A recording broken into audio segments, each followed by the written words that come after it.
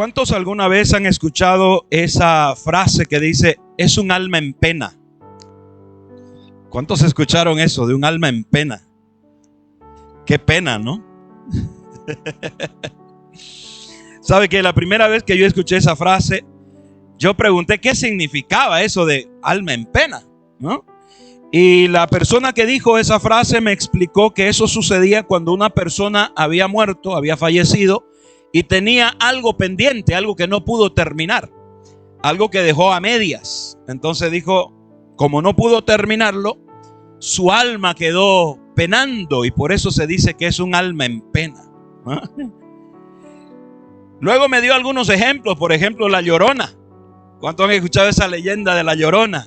¿No? Que ella aparentemente no pudo cuidar de sus hijos y algo pasó y de pronto está penando y todo el tiempo llorando por sus hijos. ¡Ay, mis hijos! ¿No? Entonces, como que la leyenda estaba queriendo darle sentido a esa palabra. Luego ya con el pasar de los años hemos visto que Walt Disney sacó una película. ¿Cuántos han visto la película Coco?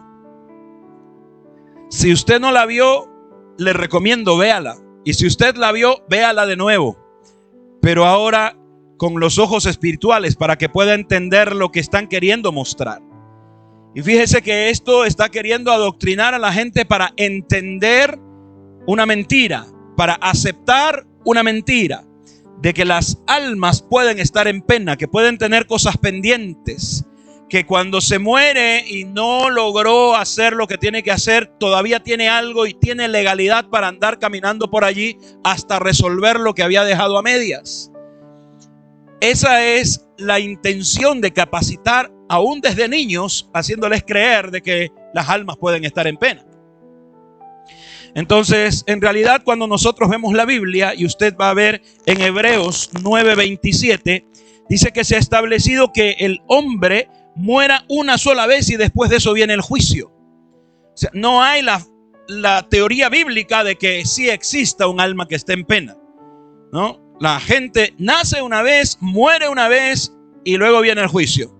Entonces, ninguna persona que muere va a quedar vagando su espíritu o su alma para decir que tiene algo pendiente y que por eso no se puede ir.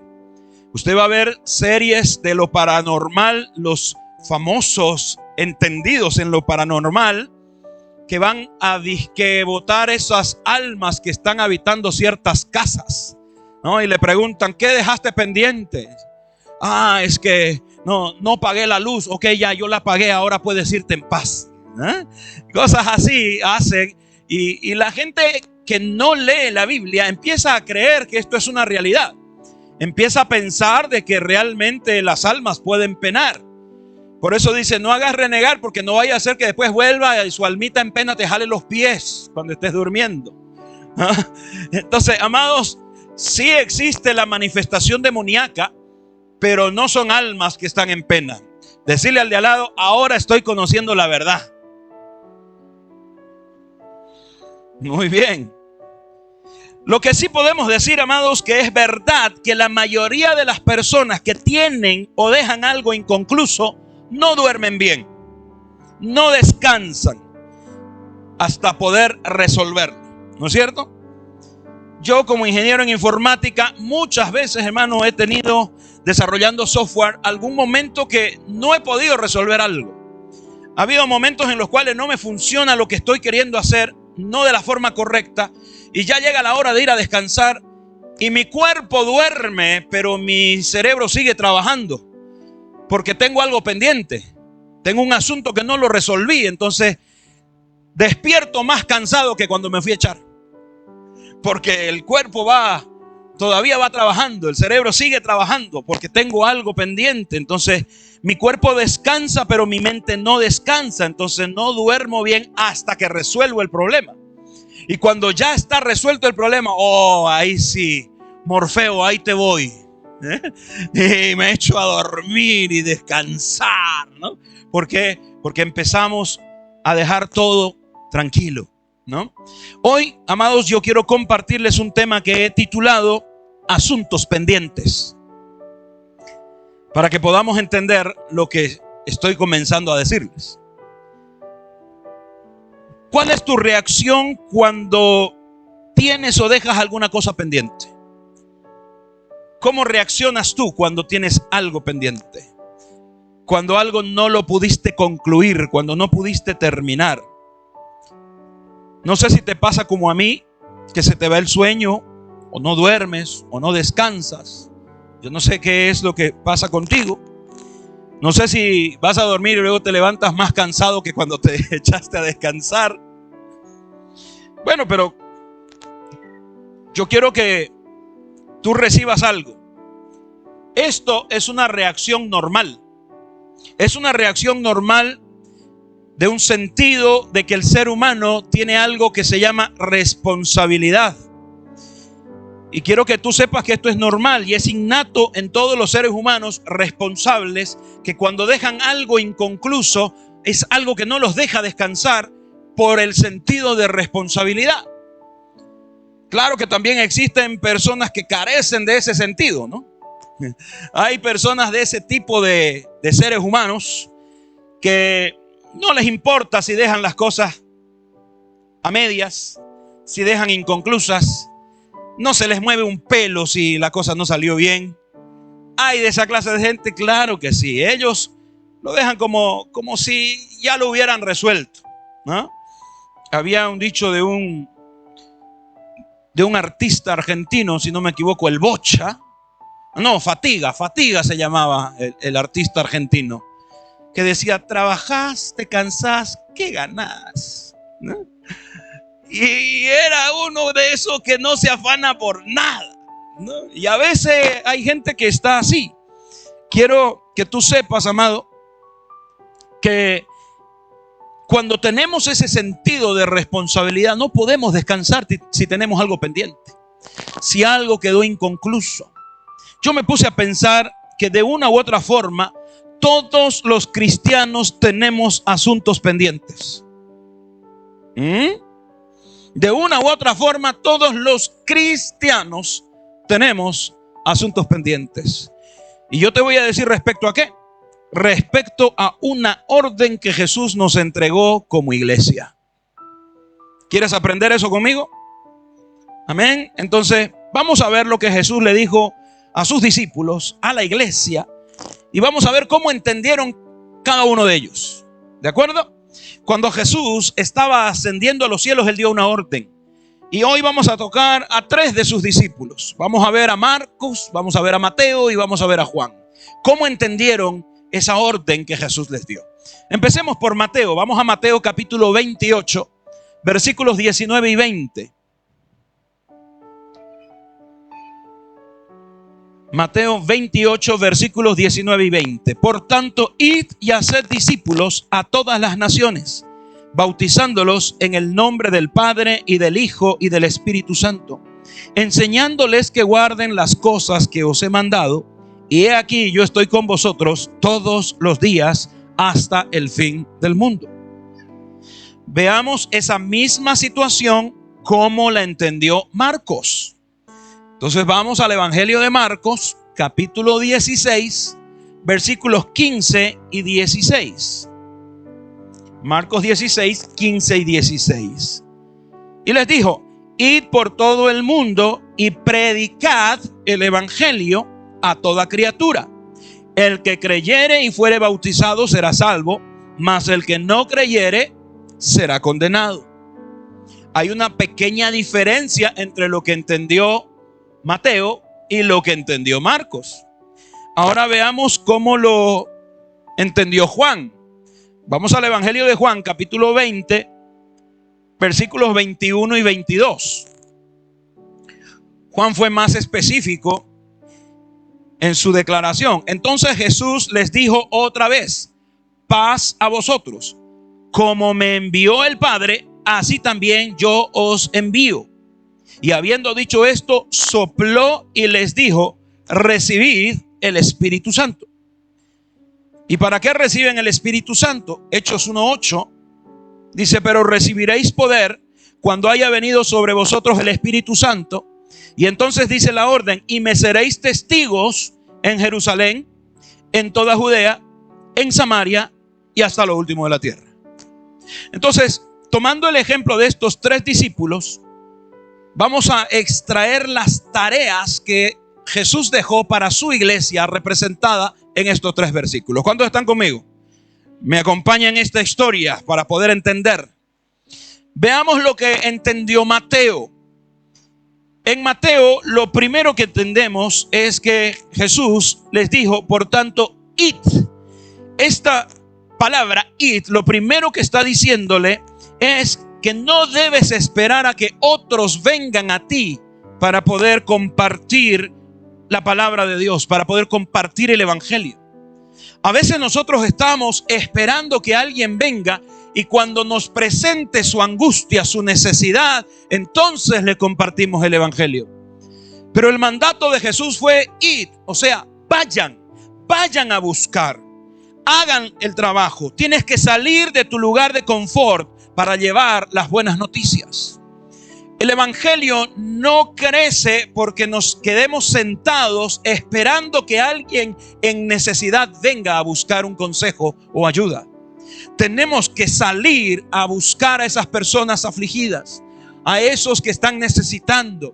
¿Sabes por qué? Porque la gran mayoría de las personas que tienen una necesidad no quieren molestar a nadie y prefieren aguantarse, soportar hasta que el tiempo pase, porque creen que el tiempo cura todas las heridas y no se animan a hacer lo necesario para poder salir de esa condición. Es como cuando se presenta Moisés delante de Faraón y Faraón estaba cansado de dormir con las ranas, tenía que apartar las ranas para echarse en su cama. Entonces Faraón le dice, ok, yo tengo la solución. ¿Cuándo quieres que se vayan las ranas? Y Faraón, en lugar de decirle hoy, le dice mañana. Hoy duermo con las ranas. Parece que hacía calor ese día y él se echó porque las ranas frías ahí, no había aire acondicionado. Entonces quería dormir con las ranas. Pero cuando tú estás en una situación conflictiva, tú quieres que eso termine ya. Lo vemos en todo nuestro entorno cuando la gente está haciendo bloqueos. ¿Qué es lo que piden? Una solución. ¿Cuándo? Ahora. Entonces la gente quiere que las cosas se solucionen ya, no dicen mañana. Yo no he escuchado en ningún momento, en ninguna noticia, cuando dice ¿cuándo queremos justicia? Muy bien, ¿cuándo? Mañana. No hay eso, siempre dicen ahora. Pero creo, amado, que el pueblo cristiano es el único que siempre busca el mañana. ¿Vas a ganar gente para el reino? Amén. ¿Cuándo? Mañana. Y llega el día siguiente, ¿y cuándo? Mañana. Y llegó el mañana y luego le preguntan ¿cuándo? Mañana. Y seguimos postergando las cosas. Nos hemos olvidado de que Jesús dejó un mandato y eso es id. No es una opción, no es una cosa que si quieres, si deseas, si puedes, si tienes tiempo, si te sobra o si estás con las fuerzas. El mandato fue id. Lo primero que entendió Mateo es que tenemos que ir. Lo segundo, ¿a qué tenemos que ir? Dice la Biblia que tenemos que ir a ser discípulos. Por tanto, id y haced discípulos. La palabra original para discípulo es la palabra griega matseteu. Matseteu, que significa hacer o convertirse en alumno, en un aprendiz. Es decir, que tenemos que tener gente que aprenda de nosotros. Y obviamente que para ello debemos prepararnos para enseñar. ¿Te diste cuenta que hay gente que sabe mucho de su oficio, de su tema, de su profesión, pero no sabe enseñar? ¿Sí? ¿Te has dado cuenta de esa gente? Hay gente, nosotros en buen Canva podemos decir capo el tipo, capo, así, un capo. Pero cuando le decís que te enseñe cómo hacer, no sabe. No sabe enseñar. ¿Y sabes qué? Nosotros tenemos que entrenarnos en saber enseñar. Porque a veces podemos ser buenos cristianos. Podemos orar, ayunar, tal vez orar por otros, tal vez compartir algo, pero cuando queremos enseñar, cuando queremos discipular, no somos buenos. Por eso yo te pregunto, ¿dónde está tu discípulo? ¿Dónde está el que aprende de ti? Debería estar al lado tuyo, porque la palabra discipulado es discípulo al lado. Entonces, si tú dices, yo tengo un discípulo, ¿dónde está? Debería estar al lado tuyo para aprender de todo lo que tú estás haciendo. Entonces, el discipulado es la transmisión no de conocimientos, sino de esencia, de vida. Jesús se duplicó en sus 12. Jesús transmitió su esencia. Es más, acabamos de leer que Él sopló de su espíritu en ellos. Por lo tanto, cuando nosotros hablamos de tener un discipulado, de poder discipular a alguien, de tener a alguien que aprenda de nosotros, es un tiempo para pasar con ellos. Por eso Jesús comía con ellos, dormía con ellos, iba al mercado con ellos, oraba con ellos, hacía todo con ellos. O sea, convivía en su proceso de enseñanza, de transmisión de vida. ¿Me entiende? Eso es el trabajo que el Señor nos mandó a hacer. Por tanto, vayan, según Mateo entiende, yo voy a ir y luego tengo que formar discípulos. No dice, ve y pon un cartel a ver quién quiere ser tu discípulo. Porque hay algunos que dicen, mire, yo soy experto en esto, ¿quién quiere aprender? A ver, venid a mí, que el que viene a mí no le echo fuera. Y queremos que la gente venga por nuestro talento, por nuestro don, y se apegue para aprender. Pues estamos equivocados, porque ese no es el mandato. El mandato es ir a buscar. Lo tercero es que les dice, bautizándolos en el nombre del Padre, del Hijo y del Espíritu Santo. El bautismo es la confesión pública de nuestra decisión voluntaria de convertirnos en discípulos de Cristo, en alumnos, en aprendices de Jesús. Entonces, cuando hablamos de compartir la palabra con alguien, de evangelizarle, nuestro trabajo no acaba ahí, amados. ¿Por qué el cristianismo ha perdido fuerza en esta última década? Se han levantado muchos evangelistas, gente que comparte la palabra, comparte su fe, pero lo deja ahí. No hay el discipulado, no hay el poder enseñarle, y por eso no se llega a establecer la vida como un verdadero cristiano. O sea, cuando compartimos con alguien la palabra, nuestro trabajo no termina ahí. Necesitamos discipularlo, enseñarle, asegurarnos que tome la decisión personal y voluntaria de seguir a Cristo, mostrando públicamente ese bautismo. Entonces tú le hablas a alguien del evangelio, lo invitas a la iglesia, pero tienes que discipularle hasta que esa persona toma la decisión de pasar por las aguas del bautismo. Allí ya es una decisión personal. Públicamente confiesa que quiere ser un discípulo, una discípula de Cristo. Y entonces tú puedes, como evangelista, decir, ahí concluyó mi trabajo. Ahora viene el trabajo de aquel que va a discipular, que va a enseñar. Pero no es solamente ir por ahí, por la calle, hacer que la gente tome la decisión por Cristo y Dios te bendiga. Chao. No es que ya lo ganaste para el reino. Porque esa persona sí tomó la decisión de fe de recibir a Cristo en el corazón. Pero si tú no le discipulas, si tú no le ayudas a tomar esa decisión, tenemos la parábola de las semillas y el camino. Entonces el diablo puede venir con aflicciones, con problemas, y le roba esa palabra y esa persona vuelve al mundo. Entonces no basta con hablarle a alguien del evangelio. Por eso digo, todo cristiano tiene asuntos pendientes. Porque a veces no concluimos el trabajo. Porque nos hemos dedicado solamente a compartir un mensaje, compartir un testimonio. Y a veces no es testimonio, es quejamonio. Porque solo nos quejamos. ¿No? Ya no es testimonio, es quejamonio. Esa palabra la voy a patentar, la inventé yo. El quejamonio. Entonces, necesitamos hacer el trabajo. ¿Cuántos están aprendiendo algo nuevo? Muy bien. Entonces, fíjese, esto es como lo vio Mateo. Así es como lo vio Mateo. Mateo dice, bueno, vamos a resumir, tengo 3 cosas que tengo que hacer. La primera, tengo que ir. Salir de mi nivel de confort, de mi comodidad. Tengo que ir a buscar la necesidad. Y basta con abrir la puerta para ver tanta necesidad que hay a nuestro alrededor. Lo segundo que entendió ahí nuestro amado apóstol Mateo es que tenemos que hacer discípulos. Tenemos que enseñar.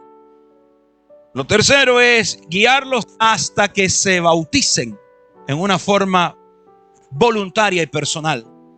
Entonces ahí yo puedo descansar un poquito. Pero eso es con uno.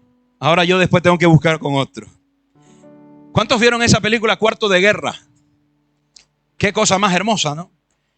La mujer consiguió restaurar la vida de una familia, restaurar el orden en ese lugar. Y cuando vio concluido, porque ya esa familia está encaminada en todo el camino cristiano en cuanto a su fe con el Señor, cuando ella vio concluido, recién entró nuevamente a su cuarto de guerra y decirle, Señor, dame uno más, dame otro. O sea, no era de lo que, Señor, dame multitudes.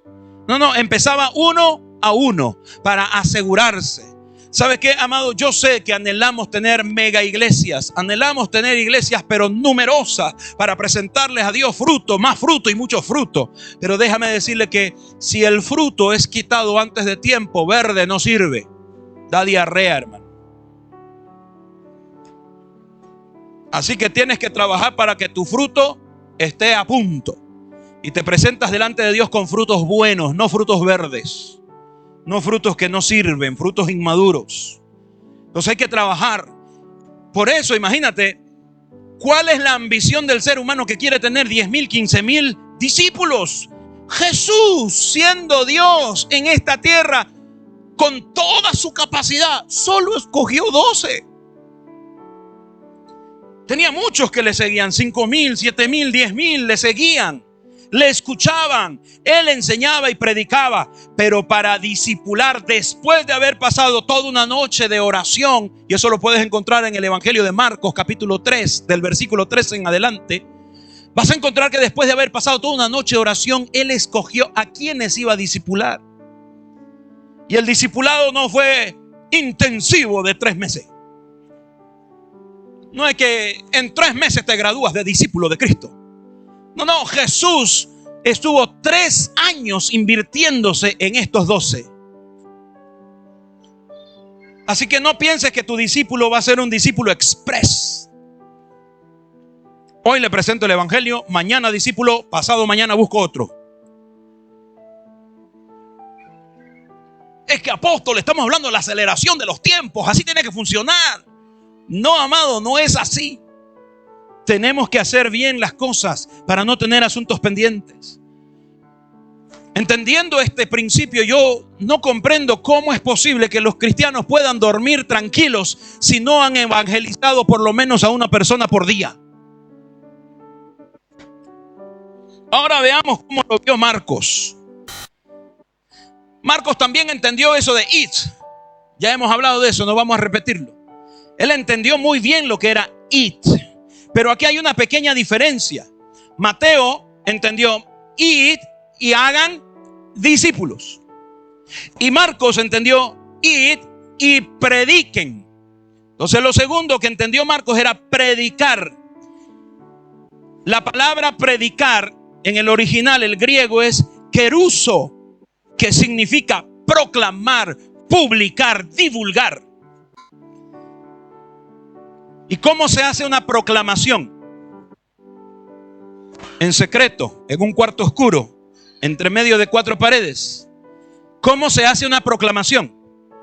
La proclamación es un acto público donde todo el mundo lo escucha, donde todo el mundo se da cuenta. Entonces, esta palabra predicad es la palabra keruso, que significa una proclamación, una declaración pública. Ya vas a encontrar por los mercados, por las calles, gente que está con su megáfono. Y te vas a dar cuenta que la gran mayoría de esas personas no ha sido muy bien entrenada en compartir el evangelio, porque lo único que hace es juzgar a los demás. Y de hecho, el evangelio antes era hacer sentir mal a la gente. Por eso se inventaron coritos como: pecador, ven al dulce Jesús. Pecador, yo soy pecador. Ya voy. Pero hoy la gente está más dura que talón de rengo, hermano. Más rajado que talón de sobaco de elefante. Durísimo. Entonces ahora vos le decís pecador. ¿Qué? Sí, le vale. Entonces no es el método, no es la forma. En el evangelismo que Jesús hacía, jamás lo vas a ver que él le haya acusado por su pasado a alguien. Es más, cuando encontró a la mujer que fue encontrada en el mismo acto de adulterio, dice la Escritura, Jesús la vio y le preguntó después: ¿dónde están los que te acusaban? Ella miró para todos lados y dice: no hay ninguno. Jesús le dijo: ni yo te acuso. Y el problema es que nosotros hemos querido lanzar un evangelio de acusación para hacer sentir mal a la gente. Hermano, ven a Cristo Jesús, porque si no, te advierto, el infierno te espera. Perdón, ven a Cristo Jesús. Y hemos tratado que la gente venga a Cristo por miedo y no porque ame lo que Cristo hizo. Y vamos a ver mucha gente que se enfoca, se esfuerza por asustar a otros. Bueno, no necesitamos ganar gente bajo miedo. Tenemos que presentarle lo hermoso que es nuestro Señor para que ellos puedan venir también a Él. Porque Jesús es alguien que sana tus heridas, que limpia tu pecado, que te lava, que te da las oportunidades, que te abre las puertas. No necesitas decir lo feo que es el infierno para que la gente llegue a Cristo. Basta con decir todo lo hermoso que es Jesús. No te estoy diciendo que no adviertas a la gente, obviamente hay que advertirle. Pero no hagas que tu palabra de evangelismo esté más basada en el infierno que en el mismo Cristo. ¿Aló? Entonces, Marcos entiende que hay que proclamar, que hay que predicar, y eso es salir a las calles, proclamar y decir las bondades de Cristo. Lo tercero que él entendió cuando habla del bautismo, no dice que debemos explicar de tal manera que ellos entiendan. Eso es lo que nos dice, que debemos explicar de tal manera que ellos crean, que ellos entiendan y crean para poder bautizarse. Tenemos que ser muy claros para que la persona tome la decisión. Por eso es que cuando vamos a llevar a alguien al bautismo, yo le pregunto, primero le paso una clase, le explico y después me aseguro de que haya entendido. Hay gente que ha pasado la clase antes de ir al bautismo y tomó la decisión de no bautizarse. Y está bien, se lo respeto, pero tiene que ser una decisión clara, tiene que ser una decisión personal, voluntaria. Entonces tengo que ser lo suficientemente claro para que la gente entienda que el bautismo no es ir a meterse a la piscina, hermano. El bautismo no es ir a tomar un día de campo, que me champo y después le echamos al churrasco. No. El bautismo es una decisión de morir. Porque voy a morir a mi yo, para vivir la persona bajo el diseño de Cristo.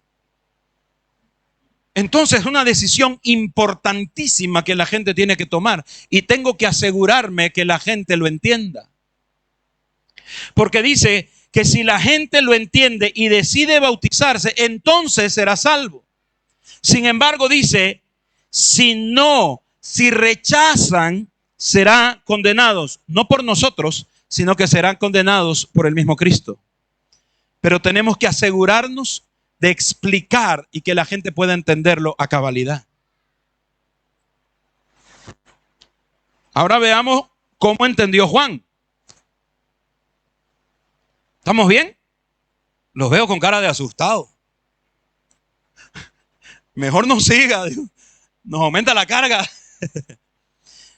Veamos lo que dice Juan. Lo que entendió Juan es que somos enviados. Habiendo dicho esto, sopló el Espíritu sobre ellos y después dice, los envió. Así como el Padre me envió a mí, yo los envío. Y fíjese que los envió. Ahora, ¿qué significa que nosotros recibamos ese mandato? Que debemos entender eso, que es un mandato, es una orden, no es una opción. Y como cristianos, como hijos de Dios, es nuestra obligación hacerlo, no dejar asuntos pendientes. Esto no es que para algunos, no, yo he sido llamado por el Señor para sentarme en esta silla. He sido llamado para congregar en esta iglesia. No, amado, Dios no te llamó para eso. Dios te llamó para ser parte de un cuerpo creciente, dinámico, de un organismo vivo llamado eclesía, iglesia. Ah, ¿ya le cambiaron el nombre? ¿Acaso no era HEC? ¿Ahora es eclesía? No, el nombre eclesía es el original, significa iglesia. No vaya a pensar, ahora somos eclesía. Hermanos, hemos sido llamados a formar parte del cuerpo de Cristo, de su novia, su futura esposa, la iglesia. Y como iglesia, nosotros hemos recibido una orden de parte de Jesús. Y esa orden, vuelvo a repetir, no es una opción. Podemos, si nos da la gana, hacerla, o si no, dejamos la tarea de lado. Ahora, ¿te puedes dar cuenta que realmente como cristianos tenemos asuntos pendientes? Porque si eres una persona normal, amado, eso debería quitarte el sueño. No deberías descansar en paz si no compartiste tu fe al menos con una persona por día. Si realmente eres cristiano, el compartir la palabra de salvación, nosotros le denominamos evangelismo. Esa palabra es llevar las buenas nuevas o evangelizar. Y como evangelismo o evangelizar es una lucha frontal contra el reino de las tinieblas, porque el reino de las tinieblas es que tiene a nuestra generación cegada. El reino de las tinieblas es que la tiene presa, la tiene encarcelada, encadenada. Gran parte de nuestra generación se encuentra así. Hemos terminado el fatídico mes de junio, donde se ha determinado a nivel mundial el mes del orgullo gay. O sea, date cuenta, eso debería dar vergüenza, pero ellos se sienten orgullosos. Y no estoy atacando a los que tienen ese problema, porque ellos están cegados por el infierno. Y es la iglesia la que tiene que transmitir luz y liberar a esas pobres víctimas de todo lo que el infierno está haciendo con ellos. Ay, apóstol, pero a mí me da ganas de patearlos. A mí también, en un tiempo atrás. Antes me daba rabia. Que el hombre tiene que ser hombre, macho. No macho menos. Tiene que ser bien macho. Y daba rabia. Pero cuando entendí que son víctimas, cuando entendí que ellos no se dan cuenta, que ellos no eligieron eso, entonces dije, gracias Señor por darnos esa visión. Y tenemos que orar por ellos, porque ellos no aceptan que están equivocados. El diablo les ha puesto una ceguera tal y le ha puesto tapones en los oídos para que no puedan escuchar el evangelio, para que ellos no crean. Están presos de demonios. Pero ¿qué está haciendo la iglesia? ¿Sigue de brazos cruzados? Porque lo primero que la iglesia debería hacer es orar para quebrar el poder de Satanás sobre esas vidas. Ahora, entendamos de que es una lucha de altares, es una lucha de reinos. Evangelizar es una guerra espiritual del reino de los cielos, el reino de la luz, con el reino del infierno, el reino de las tinieblas. Es por eso que Jesús sopló el Espíritu Santo sobre los discípulos. ¿Por qué? Hemos leído Hechos 1:8. ¿Qué es lo que nos da el Espíritu Santo? El power. El Espíritu Santo nos da poder. Por eso es que necesitamos al Espíritu Santo para salir a evangelizar.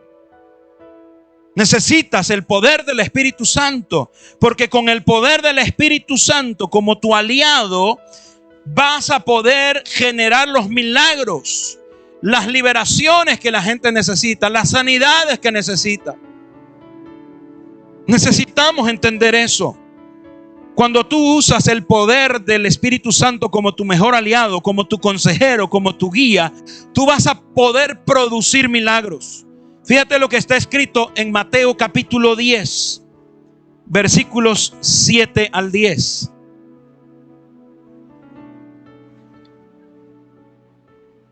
Mateo 10, versículos 7 a 10. Dice, y yendo, predicad. ¿Qué le dijo? Predicad, lo que había entendido Juan, el proclamar, el decir a voz en cuello, el divulgarlo. Dice, yendo, predicad diciendo, el reino de los cielos se ha acercado. Y luego viene con el poder del Espíritu Santo, le dice, sanad enfermos, limpiad leprosos, resucitad muertos, echar fuera demonios. De gracia recibiste, de gracia dad. No os proveáis de oro, ni de plata, ni de cobre en vuestros cintos, ni de alforja para el camino, ni de 2 túnicas, ni de calzado, ni de bordón, porque el obrero es digno de su alimento. ¿Qué está diciendo con esto Jesús? El poder del Espíritu Santo en tu vida y a través tuyo no solo va a producir milagros, sino que te va a abrir los cielos. ¿Te hace falta economía? No te preocupes. Proclama el evangelio. Los cielos serán abiertos a tu favor. ¿Estás luchando con alguna enfermedad? No te preocupes. Proclama el evangelio y el cielo se moverá a tu favor. Porque nada de lo que tú necesites te va a faltar. El solo hecho de llevar la palabra, Dios abre los cielos a tu favor. El problema, amados, es que nuestra generación dice, no, es que yo no he pasado los cursos de teología. Es que a mí no me enseñaron escatología. Es que yo no he pasado pues una materia que me enseñen para hacer los bosquejos. Yo no he podido pasar una clase para aprender y enseñar y evangelizar. Hermano, aquí esta gente no había hecho cursos de teología, no fue al seminario, no se habían inventado las universidades. ¿Qué es lo que tenían estas personas? Una determinación de ser obedientes.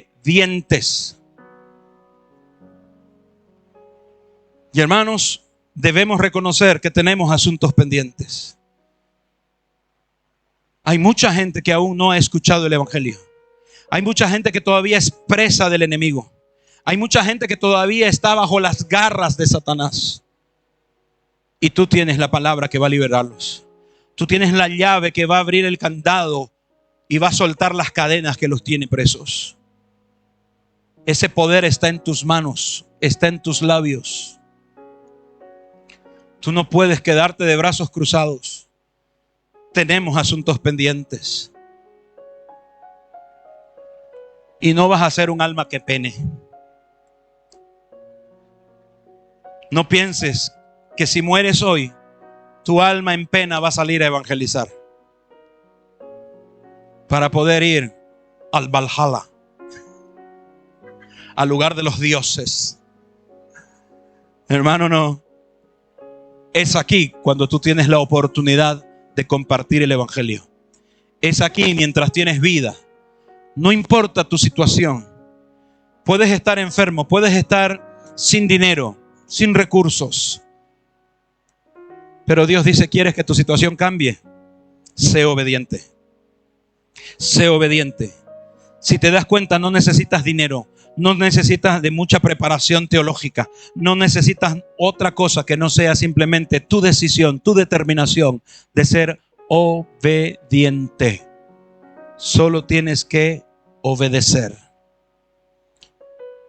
Entonces vas a ver los milagros acontecer. Les compartí el otro día en el tiempo de oración. Gracias al Señor, mi madre ya está nuevamente restablecida. Ha estado 14 días internada. Y en una de las visitas que yo hice, ella me dice, la señora de aquí al lado tiene tal y tal y tal y tal enfermedad. ¿Puedes orar por ella? En ese momento Dios me movió a misericordia porque quien debería haber orado era ella. Y yo le dije, bueno, voy a orar por ella. De pronto le digo a esa señora, ¿puedo tomarle de sus pies? Ella estaba echada, recostada. Dice, sí. Entonces tomé de sus pies y empecé a orar y a soltar esas cadenas espirituales. No tuve que decirle, ¿sabe qué? Voy a tomarle los pies porque he visto unos grilletes que se los voy a sacar y gracias al Señor usted va a quedar libre y de aquí en adelante usted va a salir corriendo para... No, hermano, porque esa gente no lo entiende. Nosotros entendemos el mundo espiritual y vamos a romper con todo eso. Yo no tengo que mostrarle lo buen intercesor que soy a la gente. Cuando la gente venía a Jesús y le decía, maestro, ¿puedes orar por mí? Quiero ser libre. Él le decía, está bien, sé libre, listo, se acabó. Pero en esa palabra, sé libre, había toda una situación en el mundo espiritual que difícilmente la gente podía entenderlo. Entonces yo oré por esa persona y tengo la convicción que esa persona se fue sana del hospital. Porque después mi mamá me dijo, no entendían los médicos. De un día para el otro el diagnóstico cambió totalmente de ser tan pésimo a ser bueno. Y lo mismo sucedió con ella. Estaba con una infección tremendamente fuerte. Los médicos estaban usando los antibióticos más poderosos y no funcionaba. Oramos y de un día para el otro cambió el diagnóstico. Los médicos estaban sorprendidos. Y no es que yo sea el que maneja el superpower, no. Es el Espíritu Santo de Dios usando una vida que desea ser usada por Él. Él es el que lleva toda la gloria, toda la honra. Y Él es el que puede usar tu vida. Lo único que necesitas es decirle, Señor, heme aquí. Aquí estoy, usa mi vida.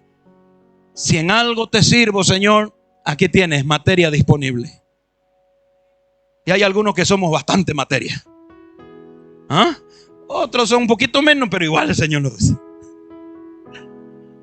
Entonces, déjate usar por el Señor. Dios quiere usar tu vida poderosamente. No te menosprecies.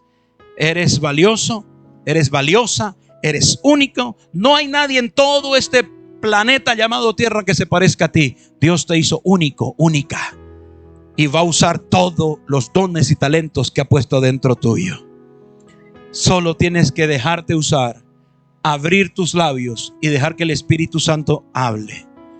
Y si tú dices, apóstol, pero es que yo no recibí el Espíritu Santo, pues solo tienes que creer y decirle, Señor, aquí estoy, lléname, bautízame con tu Espíritu. Quiero que tú me tomes. Quiero usar ese poder para sanar, para liberar, para llevar gente a tus pies. Y esa determinación va a hacer que el Espíritu Santo vendrá. Porque Jesús dijo, si ustedes siendo malos saben dar cosas buenas a sus hijos, ¿cuánto más el Padre dará de su Espíritu a todo aquel que se lo pida? Solo tienes que pedírselo. No es algo que yo te pueda dar, pero es algo que tú puedes conseguir solo pidiéndoselo al Señor.